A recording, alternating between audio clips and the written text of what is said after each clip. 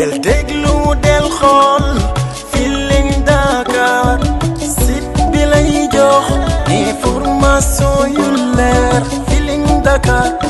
yaa ngi Feeling Dakar di nga am info yu leer ci people et sport politique Feeling Dakar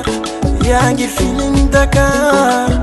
Feeling Dakar notre plateforme d'information. Pouvez-vous vous présenter? Alors, bonjour à tout le monde, c'est Mami Mbaye, bon, de mon vrai nom Ndeye Oumy Mbaye, mais je pense qu'au Sénégal, on me connaît plus sous le nom de Mami Mbaye, actrice et chanteuse. Et voilà, aujourd'hui, je suis là pour présenter notre film Dent pour Dent. On fera l'avant-première demain, déjà, Inch'Allah. Et puis, vous dire que ça va être disponible dans toutes les salles. Comme ça, le public sénégalais, africain, tout le monde pourra voir maintenant notre film Dent pour Dent qui vient de sortir. D'accord, votre première expérience professionnelle en tant qu'actrice, est-ce que vous pouvez revenir sur le rôle que vous avez interprété au cours du film? Bon, après, c'est pas la première expérience, on va dire, mais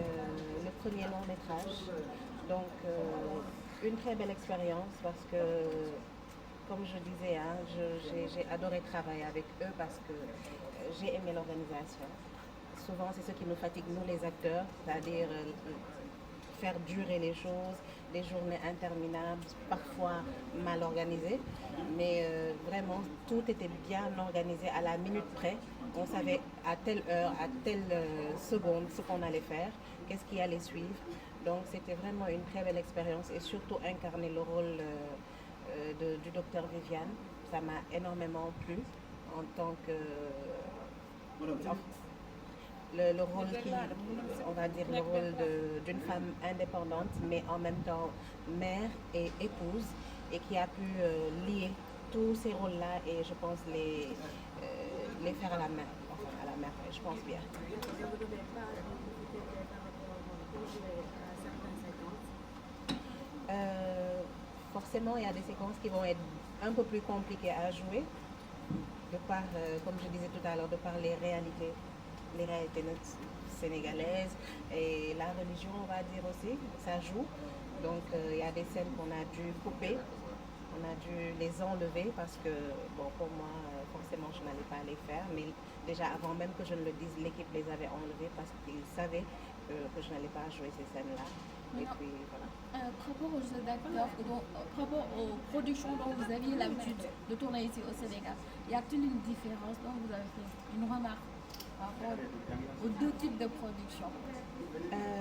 Alors bon, déjà, comme ce n'est pas le même contexte, là on parle de long métrage et souvent on voit des séries, donc c'est pas la même chose, on va dire. C'est pas forcément la même chose, mais comme je dis, on a quand même beaucoup à apprendre de certaines équipes de production. Et comme je disais tout à l'heure, de par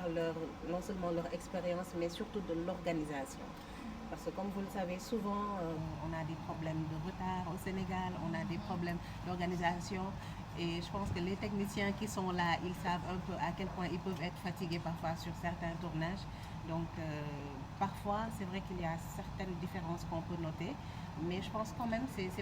on ne va pas négliger ce qu'on fait. Hein, c'est parce qu'on est vraiment sur la bonne voie. Parce que jusque-là, il y a des années derrière, on ne faisait pas tout ça. Mais je pense qu'on est sur la bonne voie. On n'a qu'à juste essayer de mieux professionnaliser les choses et de se dire que c'est un travail. Donc lui donner le respect qu'il faut et voilà, et mettre les gens qu'il faut à la place qu'il faut.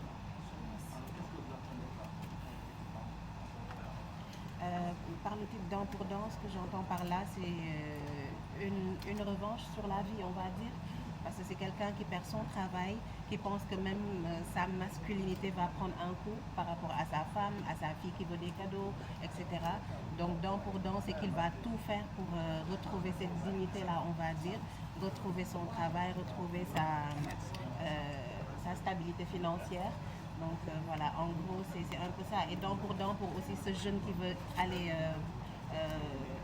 émigrer pour avoir un avenir meilleur. Donc il y a toutes ces revanches-là, je pense, qui ont été soulignées dans le film. Et puis dans ce film, nous avons vu que vous avez montré des aspects qui sont naturels, alors qu'au Sénégal, on a l'habitude de nous présenter vraiment, nous faire rêver, vous l'avez dit tout à l'heure dans votre après vous les hommes déjà c'est vous qui appréciez d'abord les belles femmes qu'on montre au Sénégal, n'est-ce pas? Bon après c'est subjectif on va dire. On va dire que parfois c'est le public qui pousse un peu les maisons de production à faire certains choix. Aujourd'hui, tu prends une mamie qui est moche comme ça, là, comme on me voit comme ça, et tu mets une autre femme, je sais pas moi, avec des formes généreuses, super jolies. Écoute, souvent, la plupart, ils vont direct voir l'autre et se concentrer dessus. Et ils ne mettent pas en fait en avant la matière de la personne, le professionnalisme, l'acting de la personne. Et c'est vrai que ça va faire un fossé un peu par rapport à ce qu'on attend. Donc, après, le long métrage, c'est vrai que surtout quand tu travailles avec certaines nationalités, ils visent le naturel, ils aiment te voir au naturel et puis il n'y a pas de fossé entre aujourd'hui. Si on te met la lumière, on voit la différence un peu des teints et tout, parfois de l'extravagance un peu des maquillages. Et ça, c'est vrai que même le public parfois se plaint de cela et je pense que c'est bien qu'on note et qu'on corrige un peu, que ce soit pour moi, que ce soit pour quelqu'un d'autre, qu'on se remette un peu en question par rapport à tout ça. Mais bëggoon nañoo xam par rapport ak film bi ni ñu defee choix entre français ak wolof combinaison bi ndax si loolu ci yow en tant qu'actrice pour nga nekk ci donc alors li ñu choix wu langue yi bon difficile loon ci man parce que bu dee wolof dama koy làkk bu dee français dama koy làkk après ñu combiner ko tamit dafay gën a neex rek parce que day tax ki nga xamante ni nekkul à l'aise ci français dina xam li film bi di wax ki nga xamante ni nekkul à l'aise ci wolof tamit dina xam li film bi di wax parce que bu ñu defee film yu mel nii pour ñëpp mën ci gis seen bopp la ñëpp mën ko seetaan ñëpp mën a comprendre li film bi bëgg a wax. D'accord, man sa premier long métrage est-ce que mën nga ñëwaat ci ban expérience nga ci jëlee en plus aussi ñëwaat ci rôle bi nga xam ne moom nga interprété. waaw long métrage bi nag moom expérience bu neex la ci man parce que daf lay won beneen monde en fait bu bokkul ak xëy na monde série yi ñu tàmm di gis di la won li ma ci gën a neex mooy préparation au film bi parce que dañ ko préparé ba pare def ay répétitions et tout ça ensuite day tax après film bi gën a gaaw parce que ku ci nekk dugg nga ci personnage bi nga war a incarner ku ci nekk xam nga li lay xaar ak li nga war a def bu ko defee liggéey bi bu commencé rek day yomb te day gaaw donc yàlla may ñu nag ñu bokk ak équipe bu xarañ bu organisé ba pare nag amuñu caaxaan ci dara c'est-à-dire dañ leen ne 8h ngay ñëw 8h commencé nga li nga war a def bu ñu la nee 8h30 mooy pause 8h30 pause nañu bu ñu newee telle heure la ñuy pare heure boobu pare nañu léeg-léeg dañuy pare beaucoup plus tôt tellement organisation bi dafa jaar yoon donc voilà. am na ay jafe-jafe ci yenn séquence yoo xamante ni da nga ko waroon a joué mu andi di gàllankoor ci yow amaana. waaw léeg-léeg du ñàkk nag yenn jafe-jafe ci yenn scènes yi parce que xam nga xëy na léeg-léeg bindu sénégalais mën na uteeg bindu tubaab wala yooyu parce que xëy na am na yenn nationalité yoo xamante ni peut-être bokkuñu religion wala bokkuñu culture donc xëy na mën na bañ a am yenn barrières yi mais ñun non seulement suñuy réalité dina am loo xamante ni dinañu xaw a limité ci lu bëri donc amoon na scène yoo xam ne bi ma ko liiree xawoon naa ci parce que dama leen ne lii duma ko def mais heureusement man balaa may sori ci loolu sax équipe bi dindi woon nañ ko parce que xam nañ ni que peut-être duma ko loolu vraiment duma ko mën a def. man naka nga gisee différence bi am ci film bi par rapport ak yenn séries yi lu ci mel ni Cœur brisé gis nañ ko parce que yéen seen mode bi nga xamante ne moom ngeen di habillé woo ak ñoom nit ñi habillé woo nekkul benn ba Sénégal yi sax moment bi ñu ngi di ci yàbbi di ko critiqué différence bi am foofu ak bi am ci li nga xamante moom mooy film bi naka nga gis. waaw xam nga nag production yi bokkuñu ni maison de production yi bokkuñu donc après man mënuma juger ci colinu acteur parce que du sama décision du sama choix du sama casting du sama film donc ku ci nekk xëy na li ngay ut yow yaa ko xam ku ci nekk aussi rôle bi nga bëgg nit ki incarner la ko ba mu laaj yenn habillement yow yaa ko xam donc loolu du ma ci mën a sori wax dëgg yàlla man li ma ci xam daal mooy film bi li mu laaj ci solo def nañ ko li mu laaj tamit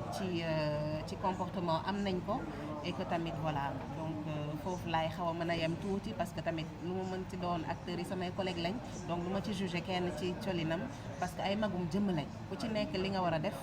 da nga koy def c'est ton choix personnel dama koy ban différence nga tàmm nga gis par rapport ak li nga tàmmoon di jouer ici au Sénégal différence production différence production yi nag moom di différence su jeu d'acteur bi après man je me dis que non seulement dafa dépendre ci casting bi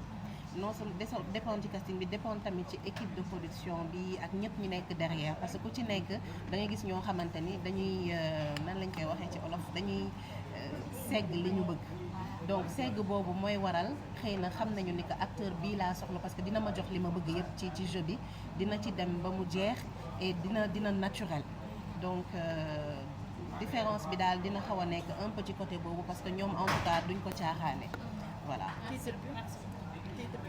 titre dent pour dent bi li ma ci noté mooy koo xamante ni xëy na bëgg na xeex pour changer situation parce que gis nañ ci koo xamante ni amatul liggéeyam amatul xaalis donc jabaram nekk fi mu ngi wane tuuti góor ñi nu ñuy xaw a rëyee bëggul jabar ji entretenir ko doom ji dina soxla ci moom ay cadeau yooyu donc day bëgg daal reyante ba delluwaat ci li mu nekkoon amaat li mu amoon dina nekk aussi jeune bi nga xamante ni mu ngi bëgg a émigrer dem pour am beneen avenir bu gën et tout moom tamit mu ngi bëgg def dent pour dent avec cette société ak avenir am loolu yëpp daal mooy tourner autour du titre daal. Merci beaucoup. del déglu del xool Feeling Dakar site bi lay jox information yu leer Feeling Dakar yaa ngi Feeling Dakar di nga am info yu leer ci people et sport politique Feeling Dakar yaa ngi Feeling Dakar Feeling Dakar notre plateforme d'information